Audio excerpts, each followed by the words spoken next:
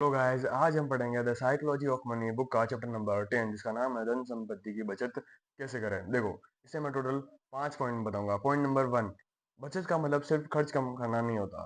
यानी कि अगर आप खर्च कम कर रहे हो तो इसका मतलब ये नहीं कि आप बचत कर रहे हो। बचत का मतलब ये होता है कि आप जो कमाते हो उसमें से आप कितना बचा पाते हो, ये है बचत। पॉइंट नंबर टू ये है कि बचत एक व्यक्तिगत क्षमता है। यानी कि बचत आप पर निर्भर करती है, आप पर निर्भर करती है। समझे?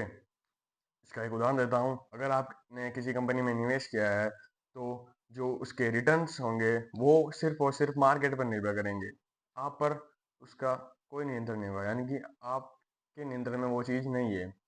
लेकिन अगर आप कुछ बचाते हैं तो वो आपके नियंत्रण में है कि आपको बचाना है या नहीं बचाना है।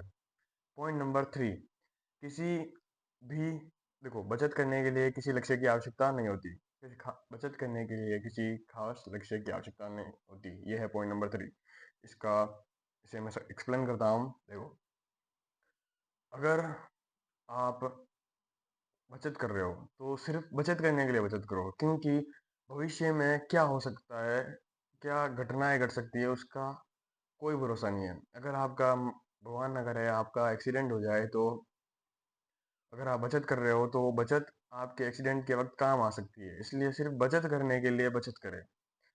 पॉइंट नंबर 4 पॉइंट नंबर 4 ये है कि अपने ईगो को काबू में रखें। देखो, आप दूसरे लोगों को देखते हो, वो अच्छे कपड़े, अच्छे घर और अच्छे कारों में आते हैं, तो आप अपने ईगो में आ जाते हो कि भाई, मतलब आपको कोई कह देता है कि तुम तो ऐसे रहते हो वगैरह वगैरह, ऐसे करते हो, तो आप अपने ईगो में आ जाते हो और अच्छी कारें वगैरह इन सब चीज़ों को खरीदने लगते हो, जो कि गलत है। तो अपने ईगो को काबू में रखो जिसकी वजह से खर्चा कम होगा।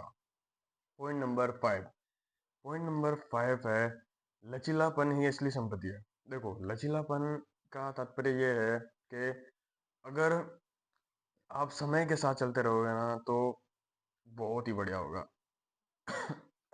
यानी कि पैसा बचाते रहोगे तो अच्छा होगा। देखो, पैसा भविष्य में क्या होगा ये कोई नहीं जानता, तो पैसा बचाना बहुत ज़रूरी है।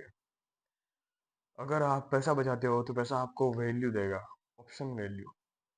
अगर आप पैसा बचाते हो तो पैसा आपको ऑप्शन वैल्यू देगा, फ्लेक्सिबिलिटी देगा, जो कि भविष्य के लिए बहुत ही ज़रूरी है और आपके लिए बहुत ही ज़्यादा ज़रूरी है। Thank you. Like share subscribe and follow करके ज़रूर जाना।